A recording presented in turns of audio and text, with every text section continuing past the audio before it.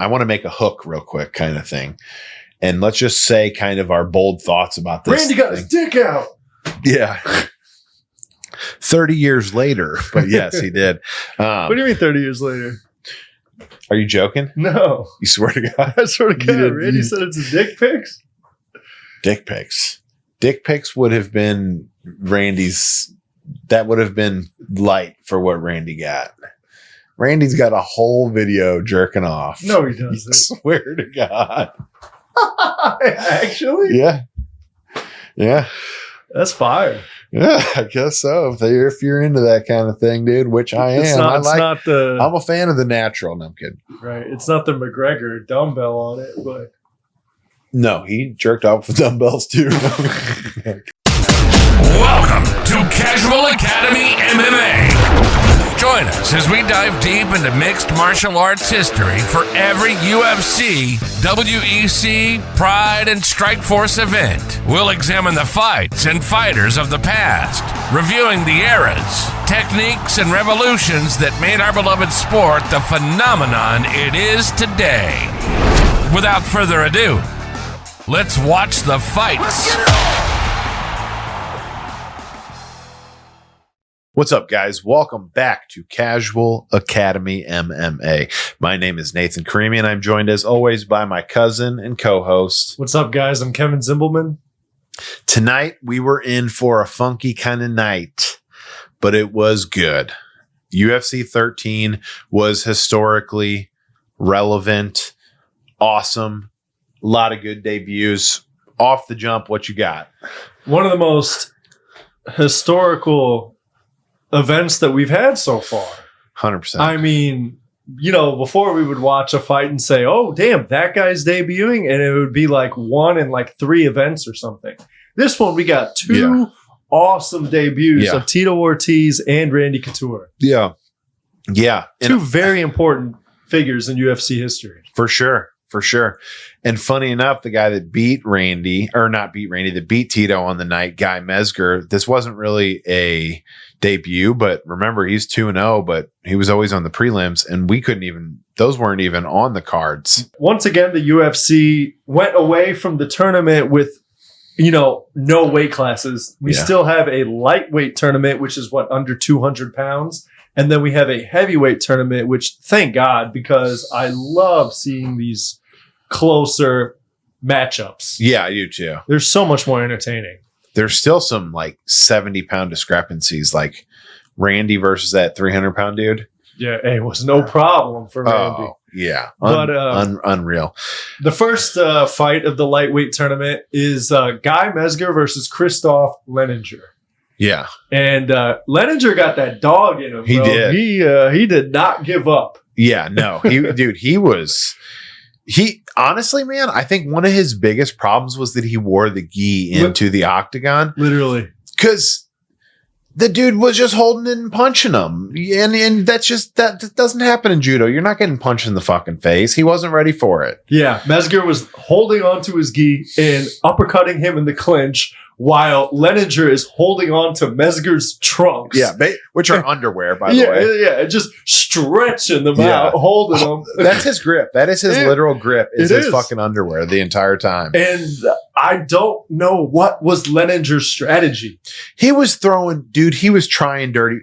His strategy was to be so much better at judo that he took him down and submitted him, but that did not happen. What was funny was he would initiate clinch, and just like kind of get pieced up a little bit. Yeah. Like he would throw a little back, but Mezger was really getting the better of exchanges. I would say like almost 6-7 minutes in, and then he got this sick reversal. Yeah. And it was like, seemed like he was trying to set that up the whole time, but he hit it, got mount, and just immediately got reversed again. Dude, it was a straight up like backwards roll where he carried fucking Leninger had his moment. He carried Guy Mezger and threw him over. He just didn't end up keeping mount or anything.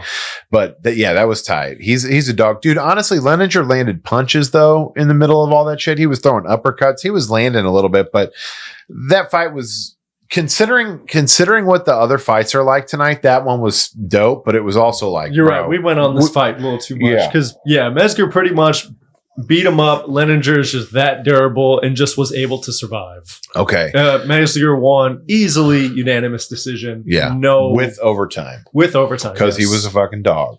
He was. So we'll give him that. That's the dog fight there. The next fight we got is Enson Inoue defeating Royce Alger, an Iowa native. Currently fighting 3 custody battles. No, just kidding. Dude, as soon as what's this guy's name? Enson was walking out. I think he was Japanese. You were like, yo, I heard this guy is dope. Yeah. And I was like, really? And boy, did he show it, man. Yeah. I mean, within 30 seconds, just a beautiful, beautiful armbar. Yeah, dude. And he set the whole thing up too. Like, okay. I don't know if it was 30 seconds, but it was quick. very fast. It was super very fast. quick. Yeah. And he was going for something like that from the second the fight started. Yeah. So just this one I feel like could have been relevant historically if Enson would have gone on. Yeah. But we know that he got hurt. But one thing I want to say about this is that Royce Alger was like a very credentialed wrestler in coming out of Iowa. Iowa's huge. That's where like Pat Militich's camp is. That's where Matt Hughes and all those dudes went up to. Wrestling was huge, and he was apparently some kind of king up there with all his fucking accolades. Point being, Enson Inoue attacked that wrestling with jiu-jitsu so hard. So aggressively. Yeah. It was one of my favorite so far battles of just pure wrestling versus pure jiu-jitsu. Because, bro, Enson Inoue was just more creative. He got to his back, places that this dude wasn't ready for, and just beat the fuck out of him. I can't wait to see more Enson Inoue. I know this is a bold statement, but 13 UFCs in, I think he's the best submission artist we've seen. The precision that he went for shit in his positional awareness, like I don't think even Hoyce had that back in the day. I agree, man. I really agree. And that's how the sport is supposed to be, right? It's supposed to evolve and like guys are going to get better. And I do think that we saw like an evolution of Brazilian Jiu-Jitsu a little bit tonight. For sure. To where, as you say, Hoyce would just kind of wait it out. But this guy attacked the whole time. There would have been no 30-minute fight with him. He would have either gassed out and died, or just someone's going to give up because he can't wait to see more of him. But let's move on to the next fight. We've got Tito Ortiz. If you've heard of him, he was a former governor in like California, so they're doing pretty good over there. Tito Ortiz defeated Wes Albritton. Tito takes this one by TKO, ground and pound. What do you think about this fight? Tito looked spectacular, and I'm happy they showed this fight. Tito was originally not even supposed to be in this tournament. Yeah. I mean, he was just the what do they call him?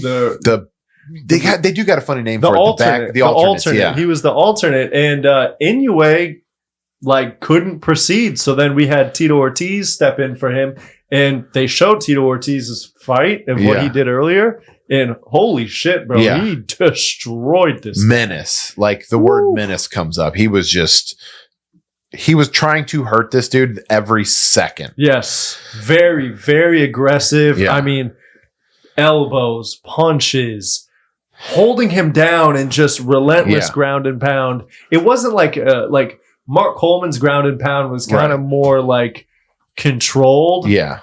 Tito's is just chaotic and punishing, and he's always winning positions. But this guy also was terrible. Very true. This guy went in like basically and like did this to Tito. You're right. Gets double underhooks and just kind of like jumps into mount. So the guy sucked, but Tito, he did put up some resilience, and Tito fought through everything like a fucking champion. Cut through him, knife through butter, bro. Hot knife through butter. So that one's good fight. Historical relevance score. Relevant, man. Tito Ortiz's debut. Very impressive debut. And that put him in for the final. Yeah. So let's do both the finals last. You want to? Okay. So the heavyweight tournament. So we're going to skip over the final of the lightweight tournament for now, and we'll come back to that. Those two finals along with the main event here shortly. So the heavyweight tournament, the first fight was Stephen Graham defeating Dmitry Stepanov via key lock submission. What do you remember and like about that fight? I remember when they were introducing Dmitry Stepanov, they said he is a special forces combat champion. And I thought, oh, this dude is going to do some damage. But he got fucking steamrolled, bro. Steamrolled. He got steamrolled. Like immediately, Graham just charges at him, picks him up, slams him on his head, and just goes into the key lock, and it was donezo. Yeah, no. I mean, there was nothing that what is that guy Stepanov could do. No, except, he didn't even try to step on off. But anyway. I was trying to think of that too. Nice. Thanks, dude. So let me just say one thing about this fight. There is something kind of suspicious about this fight to me a little bit. And the only thing that's suspicious about it is I think during this, during like the lead up to the fight, I went upstairs to get something, and I come back downstairs and I ask, oh, what's this guy's style? And Kevin says football. But it made sense the way he tackled that dude in the middle of the fucking octagon. Yes. Yeah. Wrestling and football. Wrestling and football, extreme mismatch. Key lock is just a brute force, not easy to get, of course. But let's talk about how athletic and big this Graham guy was. He's 300, right? He's the 300-pound guy. Insanely, yeah. So, he didn't need a lot of technique. He had just brute strength going for him. And then he was able to get the key lock, which is like it is easy, but it's there's some technique to it. Yeah. But yeah, man, cool. I'm excited to see that guy in the future. Luckily we do, because he moves on to the heavyweight finals. The other quarterfinal matchup here we have is Randy Couture defeating Tony Halma by rear naked choke very quickly. Yeah. This was the debut of Randy Couture, and he looked spectacular. Yeah. I mean, Randy played no games, bro. Yeah. Just immediate, I'm going to take you down. I'm going to do whatever the fuck I want to, and you can't do nothing about it. Yeah. Randy looked good. Looked like Tito, a lot like Tito's aggression, but better everywhere. It was undoubtable. And another thing is, I think Randy's opponent was probably more of a force. This guy was a 300-pound Dutch kickboxing champion or Finnish kickboxing champion. Who knows what that means? And they said he was also a great grappler, which they really brushed over that. So maybe that just wasn't true, because the guy charged Randy like he was carrying a fucking battle axe. And Randy speared the fuck out of him and then just did whatever he wanted. Randy was quick. Randy was smooth. Randy got hooks in. But he was also very methodical. So when he would get positions, he would soften him up with ground and pound, and then know the guy is going to give his back to avoid the ground and pound. And then Randy already had his hooks in, already could sink in that rear naked choke. Yeah. Versus like a ground and pound like Tito, he's just throwing to fuck you up. He's not really setting anything up. And guys are scrambling, and Tito's kind of following, whereas Randy's just in complete control. Yeah. Randy, so historical rating, I mean, we all know Randy Couture goes on to be one of the absolute greats. That said, this debut could not have gone better. Randy's debut was an A+ in my mind. Oh, yeah. 100%. At one point, you said, dude, he's Habib. He's going knee on belly. He's switching sides. He's beaten down. He's fucking, for some reason, he's got this weird accent. He's going, brother, smish. No. But Randy is smashing nonetheless. Extraordinary debut. My favorite debut in the UFC so far, for sure. Mine would be Vitor Belfort, but yeah. Vitor's a whole nother. That's another A+. A+. But it's nice to see these guys coming in and just having A+ performances. Yeah. And you're like, yep, these guys are going to be great. Yeah, man. You're starting to see like that mold of greatness start here. And Randy is the first time, like Mark Coleman, wow, brute force, great wrestler. Randy is like, oh yeah, Randy looks like he's built for this. Yeah. Yeah, it's really interesting, because when you see guys who look unstoppable and then another guy who looks unstoppable and you know they're going to fight, that just makes it so entertaining to think like who's like Randy and Vitor are going to fight, and then like Tito, they all look unstoppable right now. Yeah, and then something happened. I mean, and I don't mean that to be funny. Like literally something happens and we get an answer. Dude, so it's funny you say that. I want to talk about that. Let's go to the heavyweight finale. Okay. And then we'll go back to lightweight and then we'll go to the main event. Yeah. Cool. Yeah. Let me say this about this heavyweight finale. So the last time that I felt that way about a fight was Dan Severn versus Mark Coleman. I was like, who's going to win two powerhouses? Well, that was very swiftly answered. Mark Coleman dominates. Yes. Now, I'm not saying that I had that level of excitement because we don't have that much history with either one of these guys, but the way that Stephen Graham performed, I was like, I can't wait to see how Randy performs against Stephen Graham. There was no question. It didn't matter who was in front of Randy that night. Randy's the best fucking mixed martial artist on planet Earth today. Yeah. Yeah, man. I mean, he looks unstoppable. He looks like unwaverable. Like Stephen Graham's big ass couldn't do nothing to him. And he was an athlete, bro. He played fucking football in middle school. No, but on top of that, though, dude, Randy looks ahead of his time, too. Like, he doesn't just look unstoppable the way Mark Coleman does. Randy looks ahead of his fucking time. Yeah. You know? Yeah. Yeah, no, honestly. So, well, fuck. That's the... But I'm trying to think, how did he get Steven to the ground? Did he shoot that double leg trip? Yeah, because I remember at one point you're like, God, that was a really crafty trip. Because he shot the double leg, and then when Steven went to go like sprawl, then he came in with his leg and sweeped him. Yeah. It's pretty advanced for back then. Yeah. Yeah. I think that's wrestling though. I think that's like a... That is that you sweeps? I think, yeah. Well, but it wasn't, it was still like a leg takedown, right? He just got his leg. The takedown was not with the leg, right? It was like Randy was... It was with the leg. He knocked him off balance with the sweep. I got to see it. It wasn't just like it wasn't like I grabbed you and moved you off balance. It was I grabbed you to make you think that I'm going to move you. And then once you defend this, actually, I'm going for your leg. I did not know Randy went for a sweep like that. I must have missed that. You know what I thought it was? I thought Randy shot in. And then when the guy was going, I thought Randy brought his leg up and like curled it and then just used it to keep on driving. I thought he got him off balance with the foot. Well, you're right. You're definitely right. Because when you said crafty little trip, I was like, what? I must have missed it. Okay. Yeah, but Randy looks good, man. He effortlessly beat everybody, took the heavyweight tournament. Yeah. And he beat up Stephen Graham for 2.5 minutes before taking him out a little shortly after 3 minutes. Yeah. Back to the lightweight tournament. So the lightweight tournament was kind of interesting. Guy Mezger defeats Tito Ortiz. Didn't look like it at the beginning. No. It did not look like it at the beginning, dude.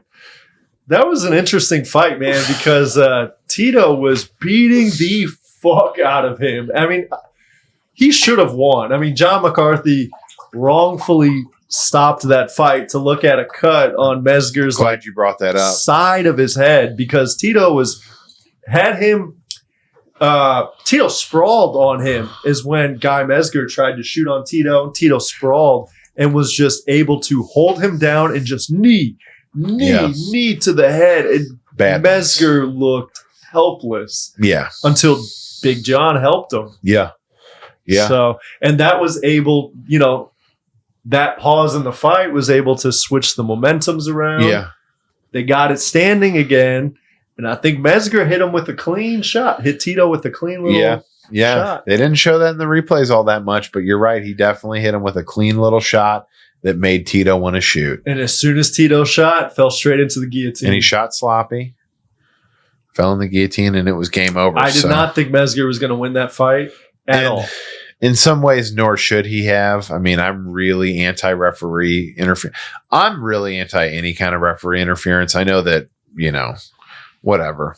Everyone has their opinion on it, but I don't like any interference from the ref. Realistically, that should have been stopped with the knees to the head. Yeah, that should have been the stop of the fight. And that would have been Tito by TKO. But hey. And what about resuming position? Yeah, that too. You know what I'm saying? Where the fuck there's like no advanced refereeing at all in the early UFC. No. So cool, man. Well, that was that sums that up. Before we get to the main event, what's the status of the UFC heavyweight and lightweight division today? Heavyweight division, I'm thinking, this is going to be fun matchups for Mark Coleman.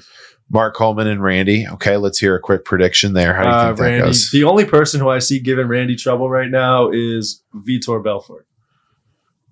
Yeah, that's so fucking interesting. And I don't see anybody else giving Randy any trouble. And as we know, in this tournament, Vitor is Vitor is a heavyweight, isn't he? Yeah. And yeah, I mean, do you have any predictions or do you want to go to the main event? I agree with you. I think Mark Coleman is a relevant player.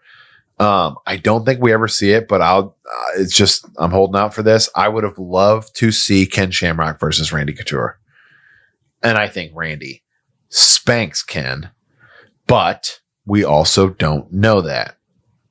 Ken has never performed poorly against anyone except maybe Hoist Gracie. Yeah.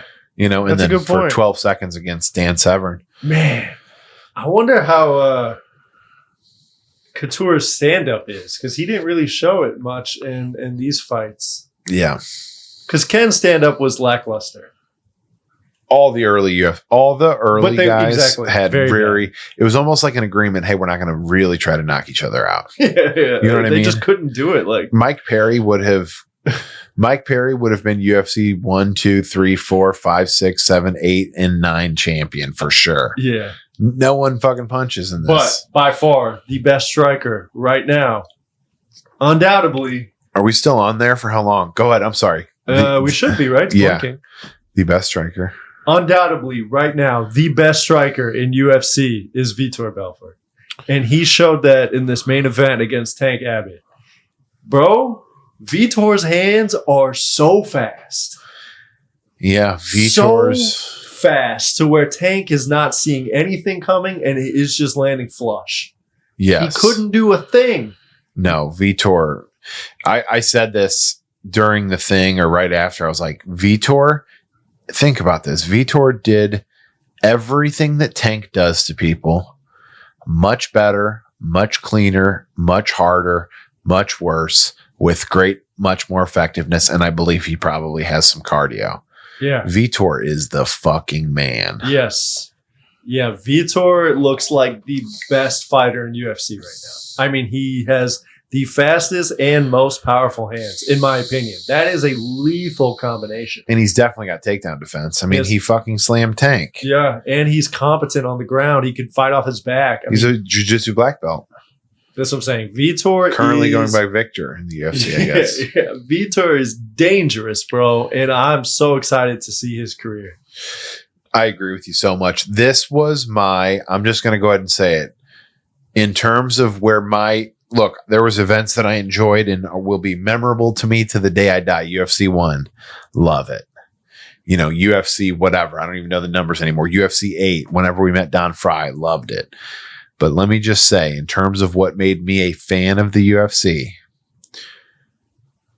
this is my favorite fight. So this is my absolute, hands down, definitive favorite event so far. Vitor Belfort right now is by far the most dangerous fighter in the UFC. Yeah. He could finish you on the feet. He's faster than anybody. He is stronger than anybody. He could finish you on the ground. We don't know if he has cardio or not. He doesn't fucking need it, bro. He'll finish you in a minute. Vitor Belfort is by far the most dangerous fighter in the UFC. Yeah, man. So I almost have to sit this one out. Right now.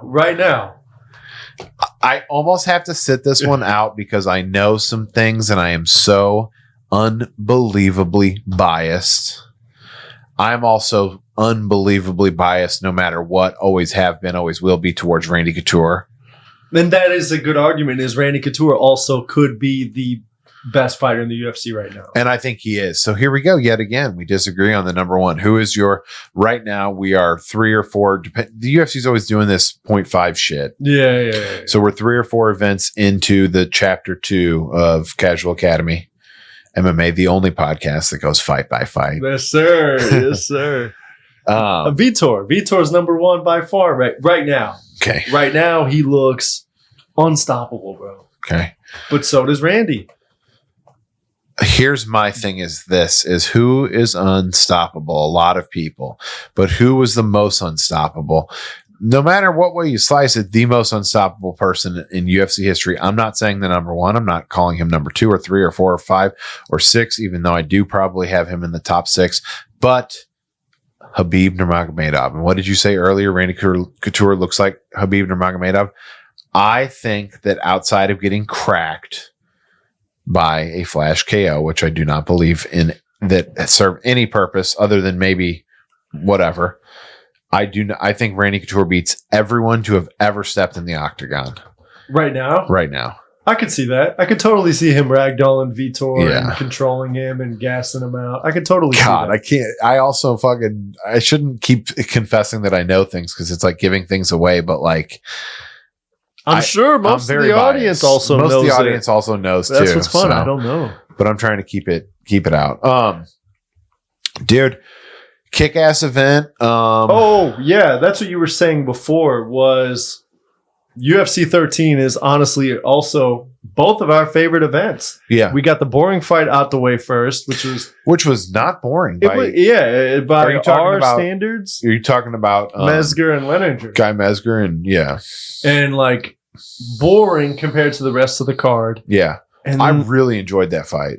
The Leninger fight? I just thought, dude, it's funny. You know how we early on, we were like, God, we went way too long on that. I was like, I don't know, man. There was so much going on in that fight. I just loved how Leninger was basically getting like carried around the ring by his own fucking shirt that he should have taken off. Yeah. But every once in a while, he's sneaking just ridiculous uppercuts in and smacking Guy Mezger. Like, you remember when he took a head kick to the face and then he waved him on? Yeah, that's insane. Yeah, bro. That guy's like crazy. The first, yeah, I guess you're right. Not really any boring fights. Also, we had star power. Also, had some domination. Great debuts. This was a great card.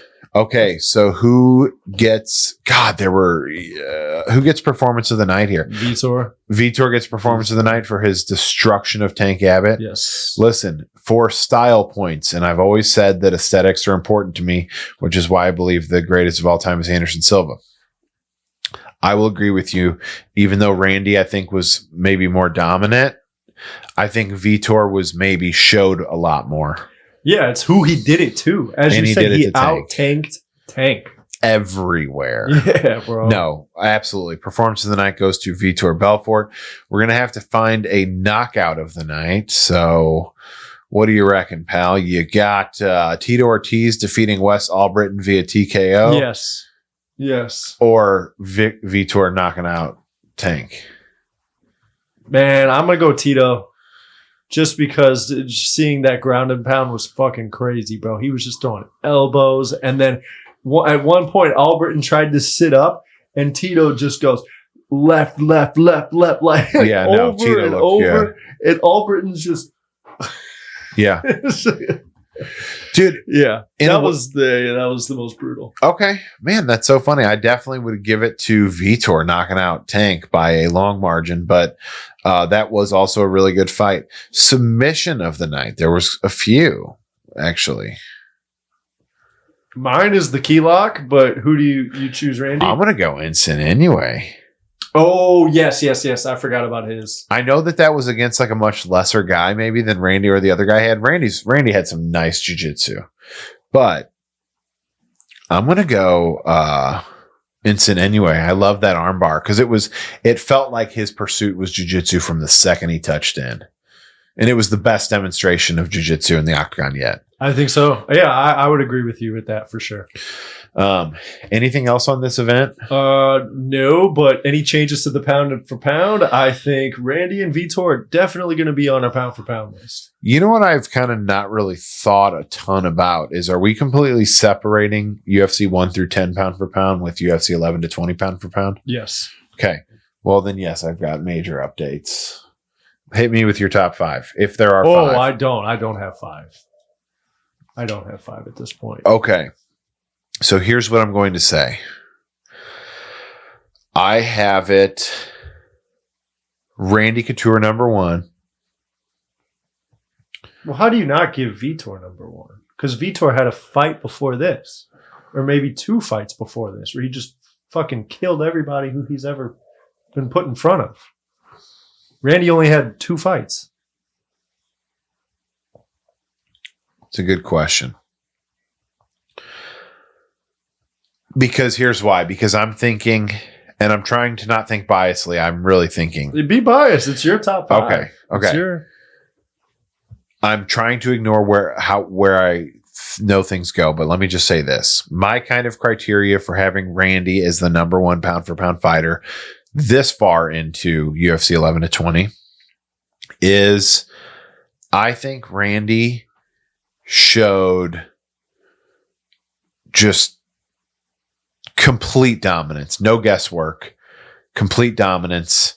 Like, he's in his interviews, he's like, I don't think there's anyone I can't take down.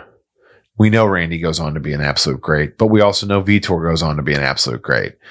I just think that Randy, being 33 years old, knowing that he fought to 45, I think Randy is so fucking good and so smart and so good at his craft, but also mature as fuck about his career. He learned the whole time. We know Randy gets hands. And I'm pretty sure Randy already had hands, because one thing I know about Randy Couture that has nothing to do with his future is that he boxed while he was in the military.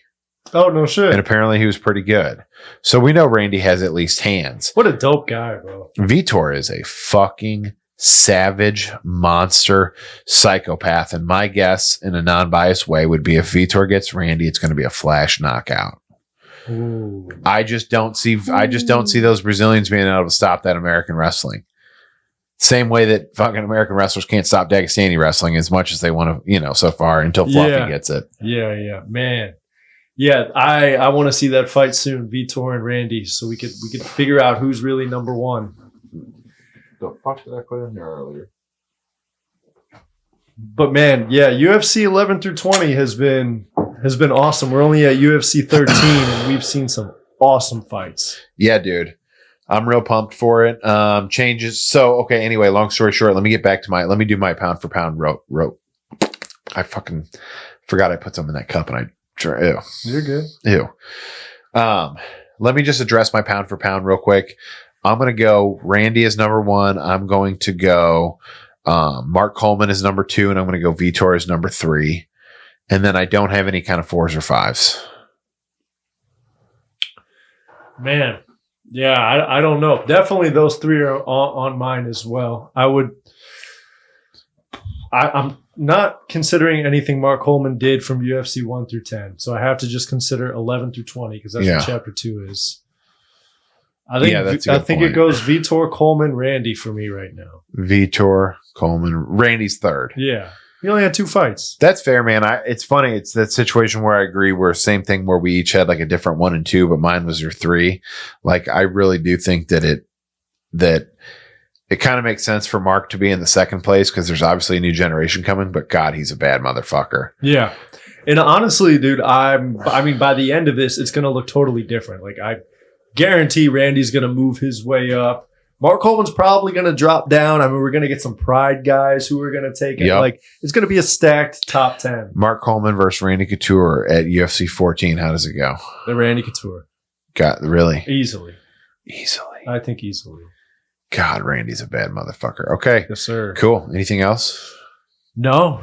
You got anything? No. So, shall we? Yes, we should. All right, guys. Guys, thanks for joining us for UFC 13, where we saw Vitor Belfort take the main event from Tank Abbott. We saw Randy Couture win the heavyweight tournament against Steve Graham. And we saw Guy Mezger with a guillotine on Tito Ortiz to win the lightweight tournament. It was a kick-ass event. Want to remind you guys, we're Casual Academy. We are the only MMA podcast that does MMA history fight by fight. Thanks so much for joining us, guys. Kevin, anything to say? No, thank you guys all for watching. As always, we appreciate every view, every like, every comment. Thank you guys so much. Yeah. For sure, guys. So please do like and subscribe. It does help us. We ask that you only subscribe if you're really interested in MMA history, because we want to cultivate content that is going to be for you. Thanks so much for coming, guys. We're really excited here about Chapter 2, and we'll see you next time at UFC 14. Peace.